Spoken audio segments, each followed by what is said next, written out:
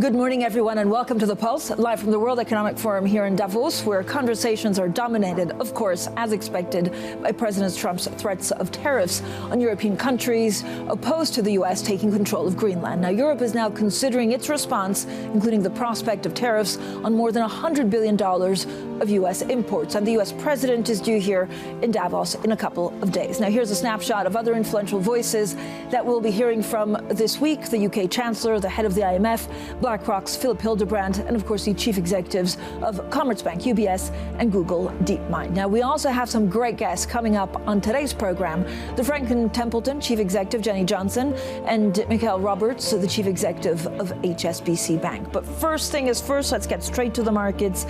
Stocks overall are in retreat as the Greenland fallout is lifting gold. Now, I'm looking at European stocks, but also U.S. futures. You can see them on your screen.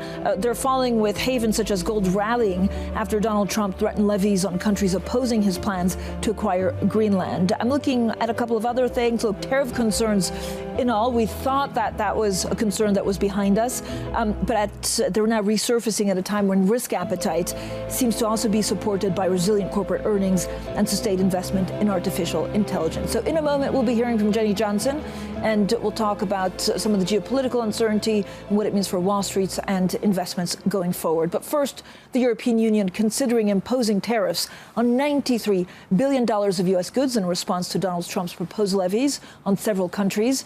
EU leaders are set to convene for an emergency meeting this week over these latest actions, of course, escalating U.S.-EU trade tensions. Oliver Crook, our Bloomberg Chief Europe correspondent, is at the European Commission in Brussels. Ollie, good morning. So tell us a little bit about what's been threatened and what kind of response we're seeing from European leaders.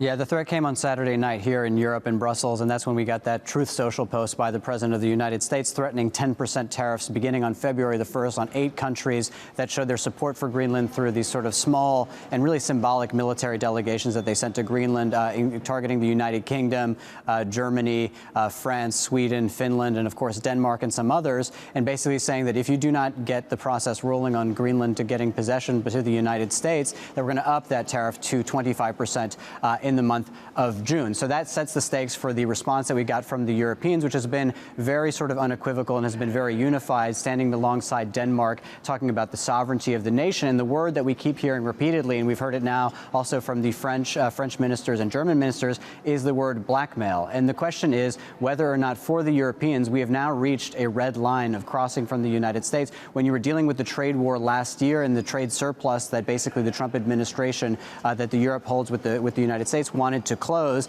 there was some sort of a thought that this is a sort of legitimate ambition for the United States to want to close that trade surplus. Now that it is basically tariffs are being enlisted to change the sovereignty of a European nation, I don't think anybody in Europe considers this to be a legitimate use of tariffs. And as a consequence, the Europeans will be faced with a very difficult decision and a very difficult calculation when they convene here. Finance ministers are meeting today. On Thursday, the leaders will be in this building to discuss the path forward after trying to get a diplomatic breakthrough with Trump, who will be there at Davos. The question is going to be, is it time to ramp up the pressure on the United States? And is that the cost that the European economies are willing to bear? And let's not forget that it won't just be an economic cost. There's also a ton of questions about the future of NATO, about the future of Ukraine and the U.S. support there. So these are all going to be the issues that the Europeans are weighing as they try to understand what the right response is to Donald Trump and to figure out and answer the question, is the sort of time of appeasing the Trump administration, is that now over?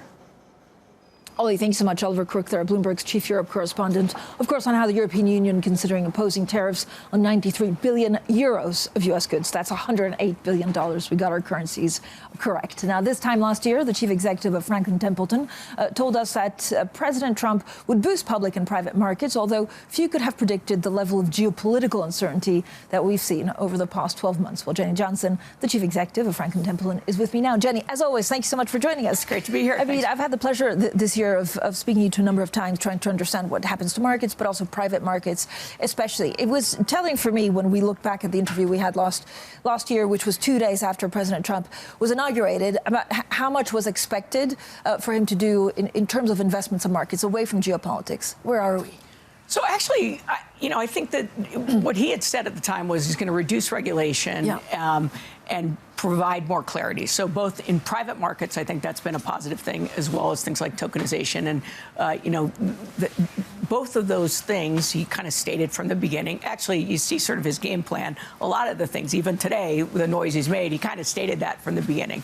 So, in the case of private markets, like we've been big believers that you need to have fair access to private markets. And I say, it's akin to when my grandfather set up Franklin Templeton. The average investor couldn't get access to the equity markets. Today, the average investor doesn't really have access to private markets. And the size of private markets today, because companies are waiting longer to go public, banks aren't lending in the way they used to lend, that folks have been left out of that. And so I think with some regulatory clarity and a real desire to provide fairer access, the administration has done a decent job with that. Jenny, I mean, we're also hearing from the administration things about, capping interest rates, and this goes back to the affordability issue in the U.S. How does that impact your world, but in general investment? Look, I'm not a big fan of capping. I used to run a credit card department way back when, and, it's pretty simple. There's three things that go into your cost of funds, the cost of operating it, and your loss profile. If you cap rates, it means that you cannot lend to as many people. So I don't think that's a great move. I think there's probably, it's great rhetoric to say, oh, gosh, I'm going to reduce my cost there. But I think that's a tough one.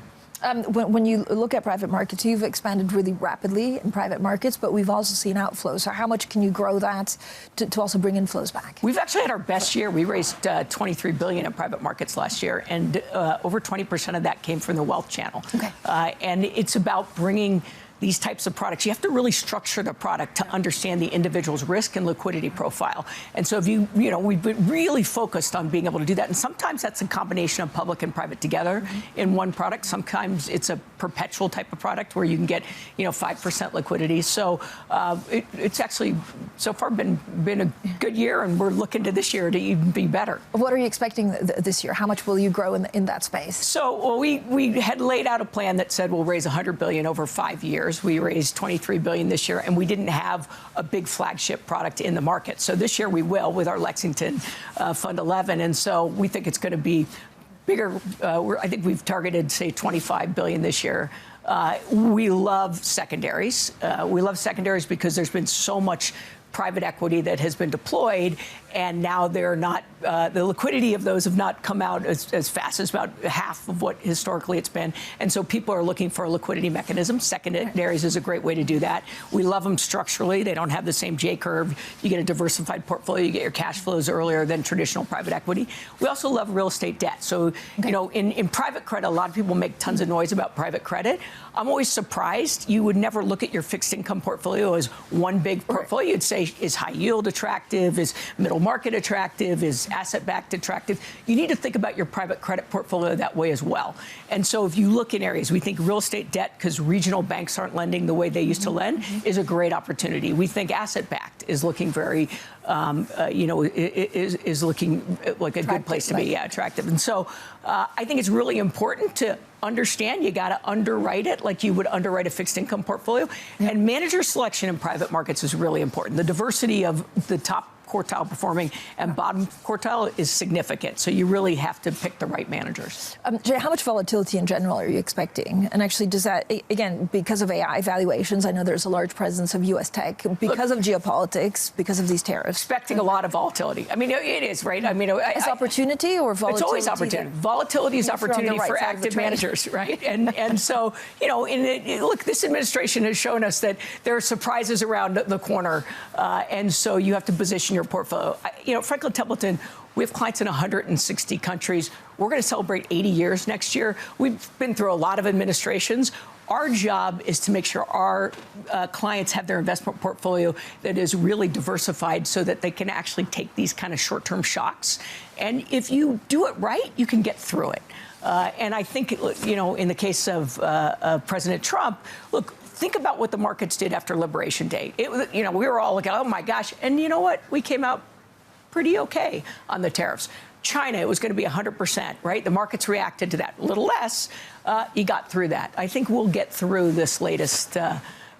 Is this because the U.S. economy is resilient, or the world economy is resilient, or? Well, it's both that, and believe me, I think AI. We haven't even begun to see the impact of AI on individual companies. I think the next really exciting thing is the companies within sectors that actually get it right. They will take off, leaving the others behind in that sector. And so right now, it's been the picks and shovels that have really been the ones that have gotten the evaluation advantages. It's going to be those companies, and it takes time for them to figure it out. So that, of course, is part of the volatility. I think the other thing is... Jenny, is it productivity that they work on, or just in general, like spending and to upgrade their systems? It's going to be hugely transformative in the productivity. And by the way, you actually have seen in the U.S. companies, for a decade, productivity was running at about 1%. We're now closer to 2%. It's massive, which is why I also think you've seen not so many jobs created and yet companies growing, because we're getting, there are 157 million people working in the United States. We've had a 1% productivity. That's 1.5 less people that you need for the same kind of growth. And so definitely AI productivity, and I don't think that's in the numbers yet. I think that the productivity gains are from the technologies that have been kind of the last decade, cloud servicing, other things, digitalization. So the AI, it's going to take time, and there's going to be winners and losers in it. But the pace of it is so dramatic, faster than even I thought it would be. Is it faster? I mean, is the next 12 months, 12 to 24 months actually crucial for that? Because that could also mean job losses, implications on the macro level. So I'm always one to say, like, every time there's a big new technology, we predict that there's not going to be any jobs for it. And somehow, like nobody would have thought Google would have 300,000 people and that there'd be all these new things that we have. So I'm always optimistic that way. Having said that, I think that when you say in the next 12 months, companies are going to invest in it to try to figure it out. There's going to be a lot of failures and dead ends in that process, but there's going to be learnings in that. And so I think that it's going to take a while for companies. And one of the reasons I ran the IT department for a long time, one of the hardest things about IT, any kind of new application, I think, is people resist change. So your change management's tough. It's going to be hard to bring it into organizations. But the ones who get it right, it's going to be dramatic.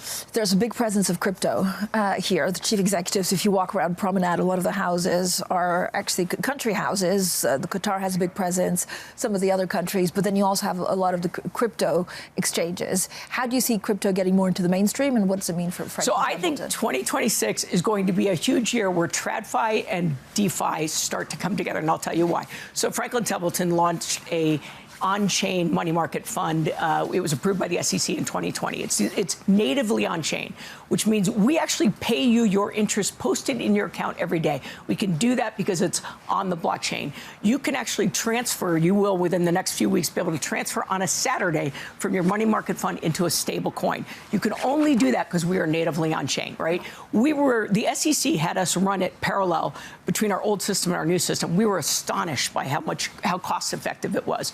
And why do I think it's 2026? Because one, I just attended a crypto conference last week, is that you suddenly have the traditional financial people who are showing up to these things, and you have your crypto exchanges and others trying to launch traditional products, and you have your traditional financial firms saying, I need to figure out how my clients are asking me how to provide advice on this. How do they invest in this area? And so I think you're going to have these things start to come together more. But this is because of support and blessing from the Trump administration. Is that a catalyst, or is it just the way that business was going to work? So it has helped in the U.S., but there are other, Singapore, Hong Kong, the UAE, they've actually been, much more advanced on kind of the regulatory environment, which was leaving the U.S., is because this is a technology that does really important things. Number one, it has a source of truth. There's a huge cost in financial services reconciling data within firms, and then once you have to reconcile with your counterparty. That's expensive.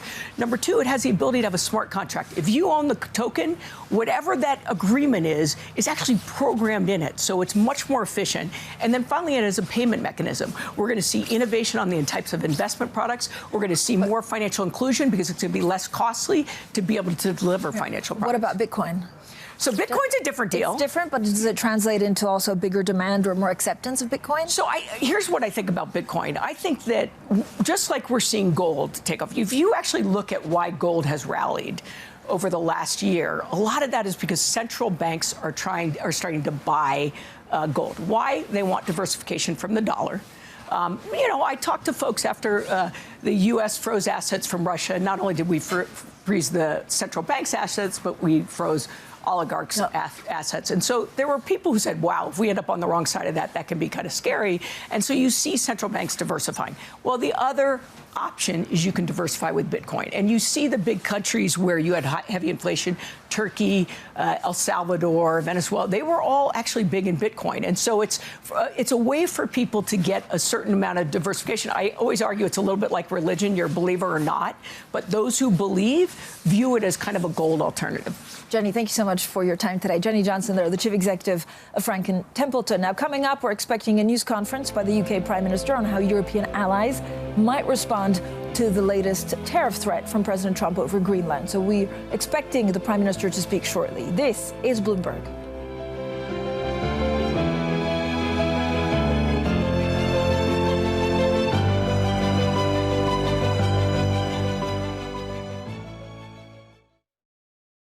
This week, live from the Alpine Mountains of Switzerland, is the World Economic Forum annual meeting in Davos. Bloomberg Television brings you unmatched coverage and conversations with world leaders, business executives, and billionaires as they navigate responsible AI deployment, economic expansion, and geopolitical tensions. Tune in for daily coverage all week. Context changes everything.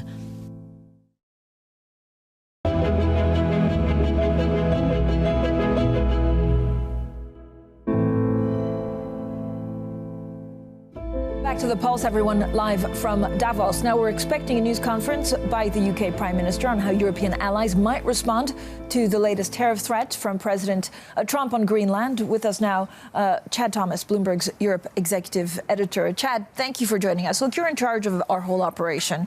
We have many people on the ground. And President Trump will take over the stage on Wednesday. But it's all anyone's talking about, tariffs, what it means for the economy. What are you looking out for? Yeah, he's not just taking over the stage on Wednesday. He's taking over the event. He dropped a bombshell over the weekend, and that is the only thing people are talking about is this threat of potential tariffs over Greenland and a number of European countries. In many ways, this is his MO. Before a big event, he likes to drop a bombshell. Let's think back to the NATO summit last summer. Lots of people were saying, is he going to come in there? Is he going to quit NATO? What is he going to do? He came in there, he got on the plane and said, I'm still thinking. When he showed up, it was actually a very different event, and it actually went off very well. So we're going to have to wait and see how this week plays out. It's definitely going to be one of the most interesting Davoses you and I have been to, and we've been to a lot of them, ever. I mean, what I'm surprised and not surprised, but it's like last week we were expecting the speech to be much more domestic on affordability, maybe going after some of the private equities, trying to do an interest rate cap for the banks so that people feel better back home. And then we had these tariffs over Greenland on Saturday that he's threatening with. Now, we don't know if it's legal. We don't know if he can do it. We don't know if he will go ahead with it. But again, the dynamics for European leaders here is very complicated. Yeah, and look, we have 6 of the 7 G7 leaders in attendance. We have a lot of EU leaders who are coming. We're waiting to see, is he going to sit down with them? Is he going to have discussions over Greenland? When you look at his agenda, there's spots for meetings, but they haven't been confirmed yet. And of course, what has fallen to the back burner at the moment? Ukraine. We're just expecting, of course, the Prime Minister of the UK, Keir Starmer, just speaking at Downing Street. Here he is. The values and the interests that guide us, even as circumstances change. The United Kingdom has a long history. Our values were not improvised. They were built patiently over time. And while we are pragmatic in how we pursue our interests, we are resolute in defending those values when it matters. So let me begin with the United States. The UK and the US are close allies and close partners. That relationship matters profoundly, not just to our security, but to the prosperity and the stability that people here depend upon. Under President Trump, as under previous presidents, we're determined to keep that relationship strong, constructive, and focused on results. And that approach is delivering. Through sustained engagement, we've seen significant US investment into the UK economy, running into hundreds of billions of pounds, supporting growth, skills, and jobs right across the country. Our cooperation on defence, nuclear capability and intelligence remains as close and effective as anywhere in the world, keeping Britain safe in an increasingly dangerous environment. We've secured good trading terms in key sectors, including cars, steel, aerospace and life sciences, protecting British jobs and manufacturers. That is why we take the approach that we do, because it delivers concrete outcomes in the national interest. I talk regularly to President Trump, and my team is in daily contact with all the key figures in his administration. These relationships matter. They deliver concrete outcomes in the national interest.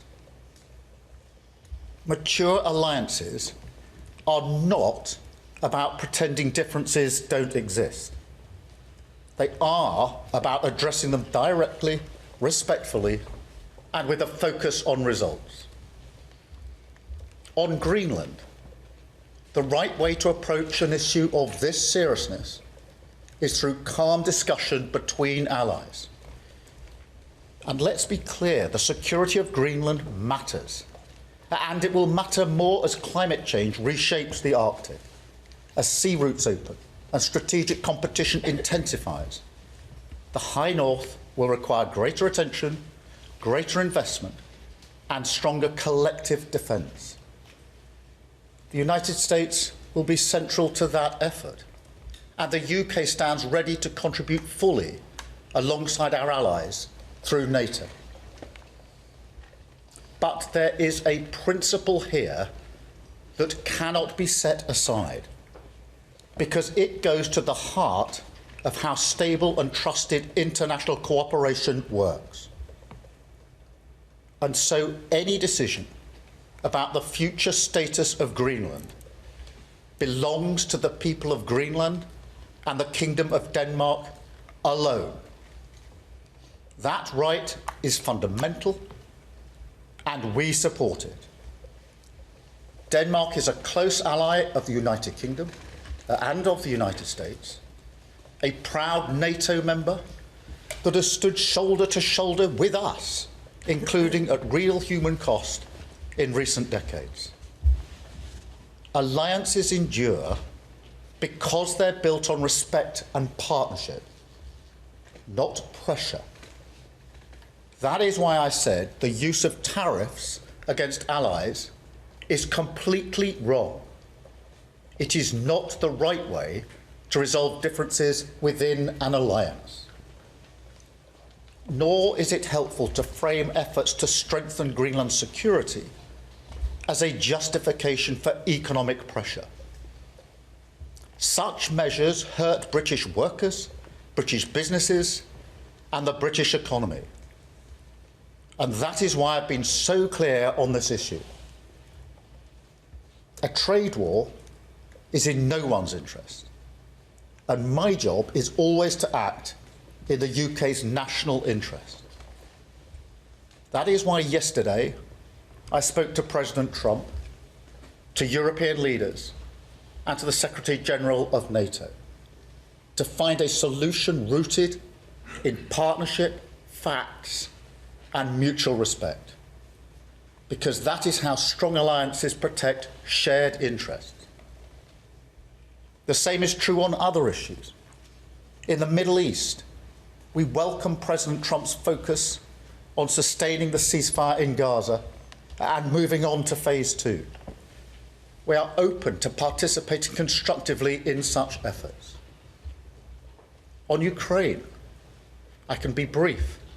We strongly support efforts to bring the killing to an end and secure a ceasefire as soon as possible.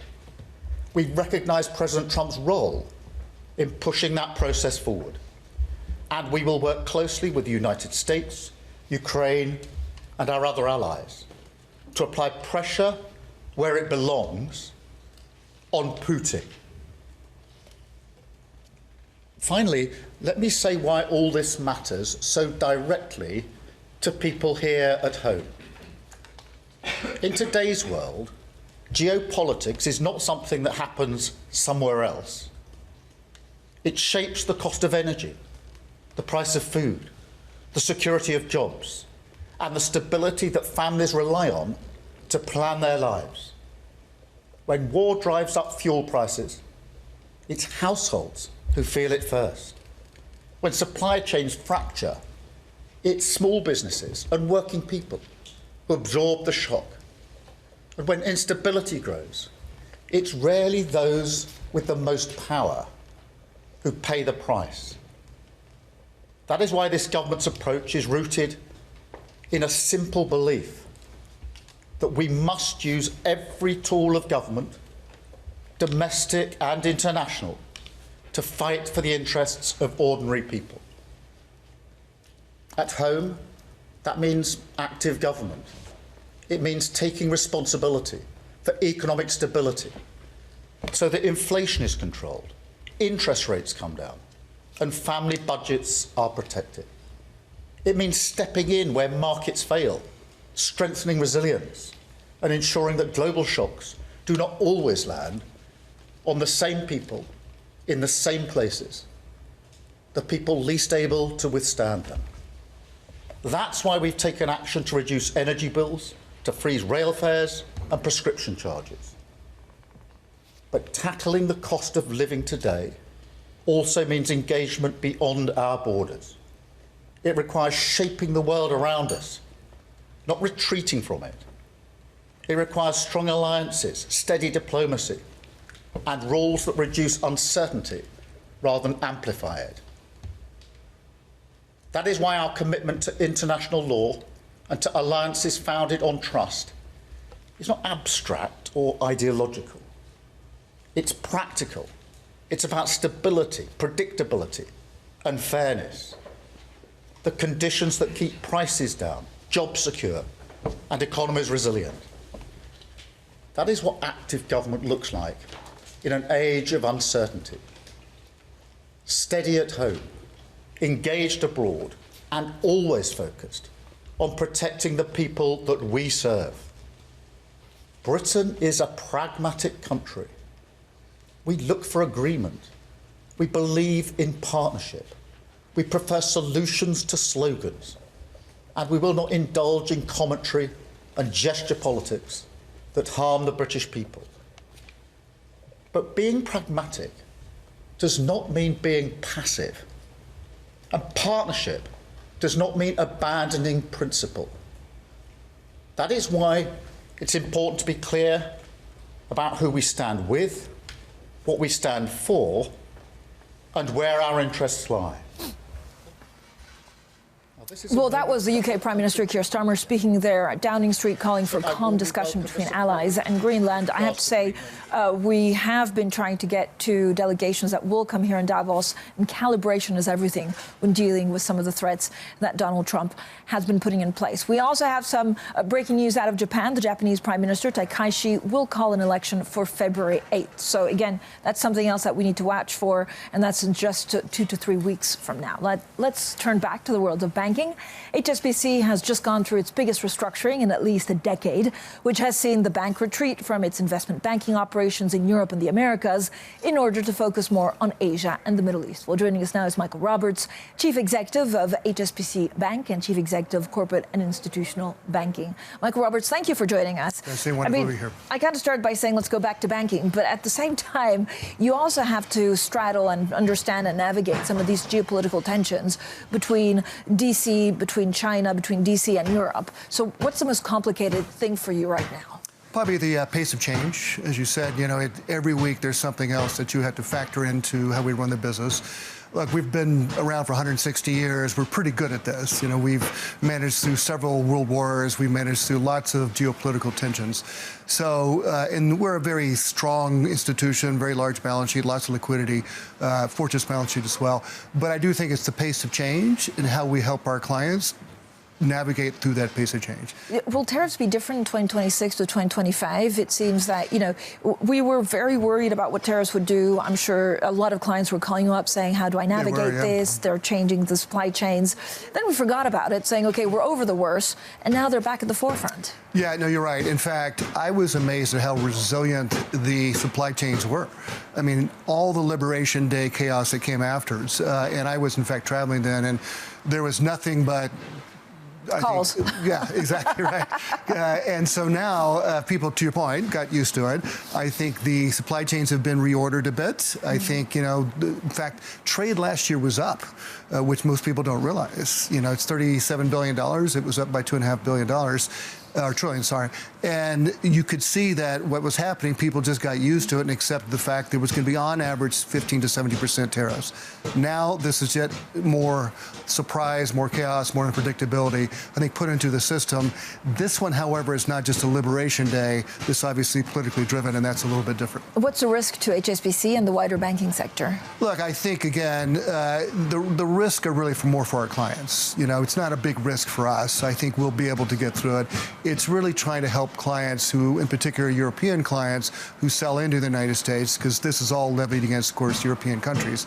And that's going to be challenging for them. You know, they've accepted the 15% tariff, although, of course, those negotiations seem to be stalled.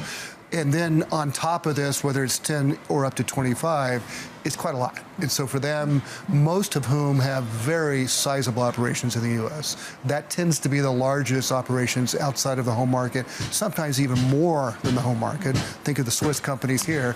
So I think it's going to be quite a challenge. And so we'll try to help them figure that out. It stresses cash flow. It stresses just revenue, you know, in a time where, you know, debt is rising in most corporations around the world. That could be problematic as well. Michael, HSBC shares now trading around all-time highs. Yeah, we how like that. How higher can they go? I hope a lot higher. So, no, we're very pleased with the progression in the share price, and I think it reflects, as you mentioned earlier, the transformation that we went through. It's really paying the dividends we thought. As George has said many times, you know, we're going to hit the numbers we've told the street, and they could see that not only is this an efficiency play, which it was, it really is making HSBC it's a better organization, more agile, more customer-centric, less complex, which was always really, I think, the challenge for HSBC. And so we hope, I don't know where it's going to go. I hope investors see the value and the benefits, and it keeps going up. I think there's more buy than sells, which we love to see.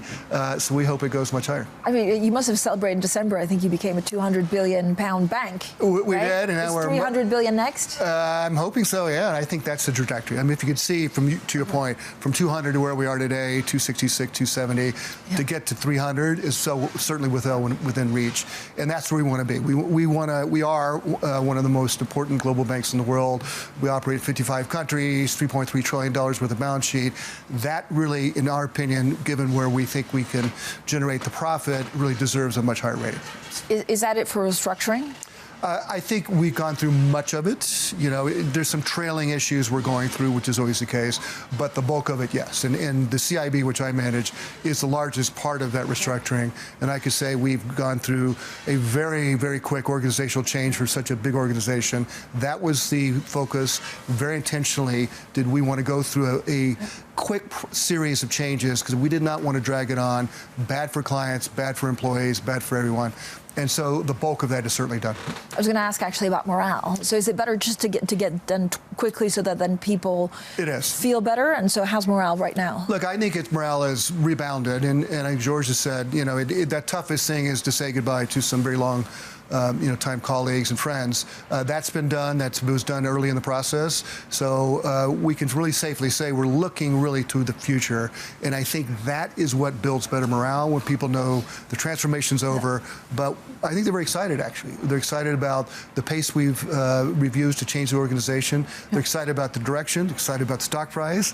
They're excited about some of the things we're doing, which really, I think, paint a very positive picture. But they don't like the uncertainty. And so that's why we went so quickly, is to get rid of that uncertainty. Michael, talk to me a little bit. I mean, here we have a lot of U.S. tech firms, right, and we talk a lot about AI. Talk to me about quantum tech and how you're expecting that to transform HSBC. Yeah, you know, we have a joint venture with, or a joint initiative with IBM, really to develop quantum computing, which we did sort of as initially to look at how we could match buyers and sellers in the bond market, right, and to give better accuracy and predictability on where we should actually try to sell our bonds. It actually did improve it.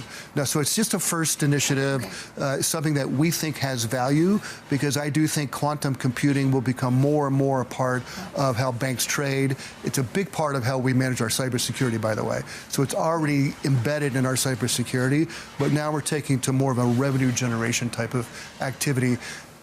It's a first, so I don't want to get too excited about it. We have more to do, but we were very excited with the results, and you know, IBM's been a great partner in that as well. Michael, I mean, if this is successful, like how large could it be? Like how much of a transformation could this actually be for HSBC and the sector? Yeah, I mean, if you think, without doubt, most trading will be on a tokenized basis, it will be on an AI basis. You're just adding a layer of quantum computing to make it that much more efficient. So trading of all asset classes, I mean, none will be immune. It's going to go through a fundamental change, and I think probably after AI and after tokenization, you'll see quantum come. What are you expecting from AI? AI will be quite significant. So I think you'll see, you know, we do a lot of algorithmic trading already. Yeah. I think, you know, you'll have agents to agents start doing trading in the not too distant future. I think you'll look at different asset classes. Again, none are immune from that. And I do think it will speed up trading. I think it will make it more accurate. I think it will quickly become the way that most firms trade. And so we're in the process, like I'm sure many institutions, really embedding that into our trading. Yeah, are staff anxious about it? Because it feels like when you speak to a lot of employees, they're worried that their job will disappear. Yeah. And so I don't know how you manage that. I think it's a bit of both. Yeah, and we need to show that it's not just about, you know, staff reductions or staff efficiencies. It's really about us being more efficient in general, serving clients better. I think it's about us really using the capacities that we create through AI to allow staff to do other things. And banks are built on process and procedures. I mean, they're the perfect, you know, user of AI going forward. And I really hope we can just free up all that time. And I don't think it'll lead to massive layoffs. I don't think it'll lead to massive change in how we do things, other than us to make it more efficient. Mm-hmm. For instance, our bankers today spend too much time on administrative details. Right. If we can free up that time, I could put them more to work going to see clients, really bringing value to those clients. And Michael, for the next couple of years, I mean, do you see these are huge investments, right? Yeah. So you have to upgrade systems, change systems. Mm-hmm. Does that mean that you'll hire a little bit less, that there's less young staff coming in, you know, until the cost adjusts? You know, like, I think that's a great question. And that's one that I personally am very focused on. We are an apprenticeship culture, so you have to bring in younger people to give them the tools, the experience to do well. So I think there's going to be a lot of balance in between then. Yes, you could take one road to say we're going to just maximize efficiencies, not hire anyone, save a bunch of money, and plow it back in AI. Certainly there will be some of that, but at the same time, we really need to focus on making sure we bring in the young people to build for the future. And so there's going to be a lot of balance between the two. Michael, thank you so much for joining us. Michael Roberts there, the Chief Executive of HSBC Bank and Chief Executive of Corporate and Institutional Banking. Now, that's it from me.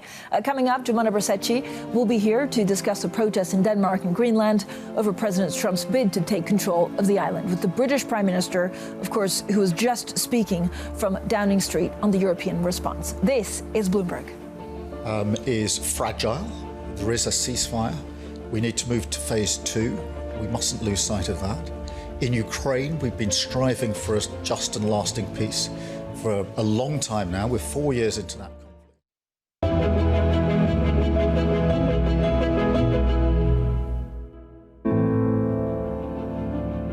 Welcome back to the Pulse, live from Davos. I'm Jumana Bersetchi, filling in for Francine Lacqua. President Trump's visit to the World Economic Forum in Switzerland this week is set to be nothing short of dramatic, with the agenda likely to be overshadowed by a new tariff threat sparked by his pursuit of Greenland. Shortly, we'll go out to the Copenhagen bureau chief. But first, let's hear from Investcorp's executive chairman, Mohamed El-Ardi, about global uncertainty and finding value in the U.S. Obviously, uncertainty is there, but I think we look at value everywhere, and there is value everywhere in pockets. In the United States, for instance, I think what's going on in terms of the stimulus, in terms of the focus on technology and AI, some of the things that made tax codes permanent is really helpful for business, but also the approach about looking at affordability. All these things are to make good business and investment environment. So basically, we see value everywhere in pockets. Do you think private capital is going to play even more of a stabilizing force over the next couple of years as countries have to deal with the rise of protectionism and look inwards? I believe so. I mean, as you know, InvestCorp has always really been a bridge for private capital from the Gulf outside and from outside the Gulf inside. And it's a patient, it's, I think, capital, it's something that really reduces volatility. Especially in times when you do need patience with capital, you do need thoughtful processes in ensuring that you invest through crises and cycles. Yeah, so you're a homegrown Middle East investment fund, and I'm curious to hear how you see the opportunity set right now in the Gulf. I mean, you have countries like Kuwait also looking to open up as well. I mean, how are you seeing the opportunity set specifically in the Gulf? You've been there a really long time. So we look at the Gulf as really an ecosystem for us. It is definitely a very compelling long-term investment market in this global economy. I mean, you have clear policies, you have sovereign balance sheet that is really strong, you have capital, you have huge economic transformation agenda. That was the InvestCorp Executive Chairman, Mohammed Al-Ardi, speaking to me earlier. Now, thousands of people have rallied in Denmark's capital over the weekend, protesting Trump's aggressive stance towards Greenland, shaking the foundations of the NATO alliance after he pledged a barrage of new tariffs over his ambitions for the island. Let's bring in Bloomberg's Copenhagen bureau chief, Sarah Sørland.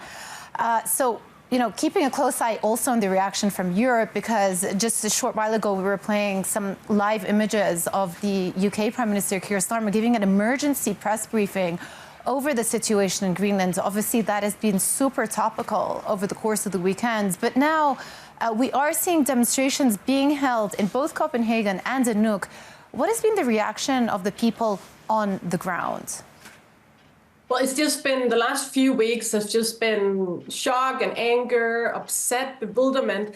A lot of people don't really understand what all this is good for them. They're uncertain whether we can find an end to this stalemate. Now we have the tariffs. It just feels like this Kafka nightmare where it never really ends. I went to the protest on Saturday in Copenhagen, and there were more than 20,000 people out there to protest against the U.S. And what really struck me when I talked to the local Greenlanders and hearing the speeches from stage is that people are actually really scared. Maybe not so much here on the ground in Denmark, but they were concerned for the relatives in Greenland. The Greenlanders are scared. A lot of them have trouble sleeping. Some of them are being flown to Denmark for psychological help. It's a country that's already really have a difficult history, and now they feel like the boundaries have really been overstepped again. When we talk about the U.S. military presence in Greenland, what are we seeing actually in terms of boots on the ground there? German soldiers have left, but Canada are considering sending their own now? Yeah, Canada is considering sending some soldiers to Greenland. They're quite close by. There's a proximity, but it's quite significant if we're going to Canada to send some troops there as well, because that would be the first non-European country to really show support here. The Greenlanders really, really welcome all this NATO presence, but they will, of course, they like to see more. They want to feel more safe. Sarah, thank you so much. Sarah Sørland, Bloomberg's Copenhagen bureau chief, right at the heart of it, a major story that we've been following over the course of the weekend and this morning. Now, former Bank of Portugal Governor Mário Centeno has told us monetary policy should act as a stabilizer amid heightened tensions between the EU and the US. Centeno, who is a candidate for the European Central Bank's vice presidency, spoke with Anna Edwards and Tom McKenzie on the opening trade. I think European Union institutions will increasingly be called upon to act as a stabilizing actor. And this very much applies to the European Central Bank and to monetary policy. It would be great if Europe can continue this coordination of policies that we achieved in recent years, because really the challenges are very, very big. Okay, so monetary policy should act as a stabilizer, you think, Mario. What if European politics dictates that the Commission responds with retaliatory tariffs? How should monetary policy respond then? Well, you know, we have a mandate, which is price stability. Some of these policies and the shocks that we are facing, they have an impact on prices. So the best thing that could happen for all of us would be to each dimension of economic policy to do exactly what is expected for it to do. So monetary policy should continue to look for price stability. This is our mandate. But we do understand that it's very important for us to keep that in mind, that the coordination of policies helped us a lot to go through the COVID and inflation crisis. And these challenges that we face today are not smaller. So we need to, expect that this, how I put it, this stabilization anchoring from policy can really be on the table. That was Mário Centeno, Portugal's former central bank governor, speaking to us earlier. All right, let's take you back to Downing Street now, where the UK Prime Minister Keir Starmer is still speaking on Europe's response to Donald Trump's threats of tariffs over Greenland. Well, Andy, I don't agree with that assessment, because taking the approach we've taken has yielded hundreds of billions of pounds of inward investment into the United Kingdom. That's hugely important for our economy and for jobs and businesses and the economy more generally. We are involved on a daily basis when it comes to security, defence and intelligence sharing, daily, 24/7, in relation to the interaction on intelligence between the US and the UK is the closest relationship of any two countries in the world. And that keeps us safe in ways I can't explain to you. But I can say very clearly it keeps us safe and is vital to every single person who lives in this country. And of course, before we got to the better trading arrangements on cars, on pharmaceuticals, etc., many people were urging me not to take the approach that we did, but we did take the approach we did, and we got better trading terms. And that's why I'm taking the approach I am to this situation, to ensure that we focus on what's in our national interest. Thank you, Andy. And I've got Peter Walker from The Guardian. Thank you. Peter.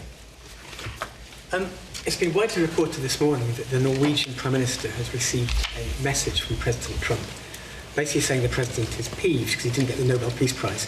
Whilst I'm sure everyone watching this will fully understand why there is a need for the UK and US to kind of keep collaboration and links so close, can you understand why some voters look at what President Trump does and says and think, are we actually serious? Can we actually get anything from him? And if I may, I know that no policy has been announced yet, but from a personal point of view, do you think it would be a good idea for social media use to be restricted for younger people? Yeah, just I completely understand why what President Trump said about tariffs over the weekend has been so badly received in this country. I completely understand that. And I think that's understandable. And it's important that that is met with me setting out, as Prime Minister of the United Kingdom, what our principles and values are in response to that.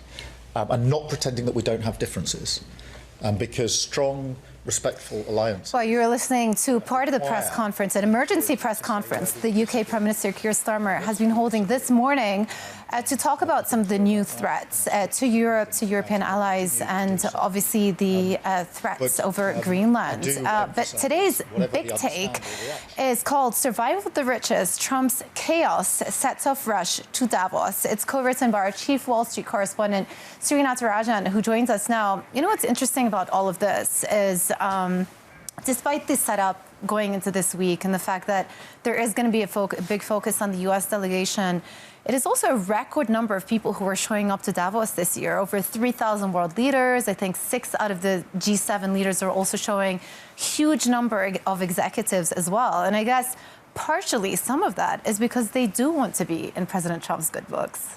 Well, you can be rest assured that chaos always prompts interest, but it's fair to say that even before the start of the year and even before some of the most disruptive events that we've already seen in January, we had a lot of people who had signed up to come here this year because President Donald Trump had signaled very early on that he will be present in Davos in person for the first time in 6 years. And that certainly meant that a lot of CEOs signed up to come, a lot of heads of state signed up to come, because what we know is no one can predict the nature and the action of the step being taken by the U.S. administration. But what they want to do is make sure that they're part of the economy of access, because that seems to be super critical. We've seen that in the first year of Trump 2.0, and we know that there are still 3 more years of this to go. Yeah, it's sort of an evolution of sorts in the relationship between the executive community and the president. You cover Wall Street executives very closely, and I think it's interesting that in the past couple of weeks also the industry has rallied behind the independence of the central bank. I mean, to what extent do you think that could pose somewhat of a barrier between President Trump and Wall Street in the months ahead? Or is it something that actually Wall Street are willing to look past at this point? I take the flip side of that. I would say minimal barrier, because the nature of the comments has been very moderated, has been very controlled. No one's really going out there and ringing the big alarm bells. Yes, when they're asked about it, they're obviously saying that they believe in the independence of the Fed. Yeah. But if you actually think about the actions, think about what's happening back in the U.S., the fact that Fed Chair Jerome Powell has been served with a subpoena, that there is potential legal trouble that he's in that could leave him in real deep trouble, and yet the nature of the comments has been more controlled, which almost tells you that corporate America has realized that there is no upside in going up against President Donald Trump in a loud fashion. They will make their noises and they will express their policy disagreements on narrow issues, but as a broad-based corporate bloc, they're not going to rise together as one to combat this administration or even express their disapproval of actions that they in their bones truly believe to be wrong. Yeah. Well, I highly recommend to everyone to take a look at today's big take. It's on the terminal, as Sridhar Natarajan, Bloomberg's chief Wall Street correspondent, co-authored the piece. Well, coming up tomorrow on the Pulse, Francine will be joined by JP Morgan's Filippo Gori, the Nigerian finance minister, and the CEOs of Merck and Novartis. And you can keep up to date with everything going on here in Davos with Bloomberg's Economics Daily newsletter. Scan the QR code to subscribe and get on-the-ground coverage of the World Economic Forum direct to your inbox. But that rounds up this edition of the Pulse. Up next, Bloomberg Brief. This is Bloomberg, live from Davos.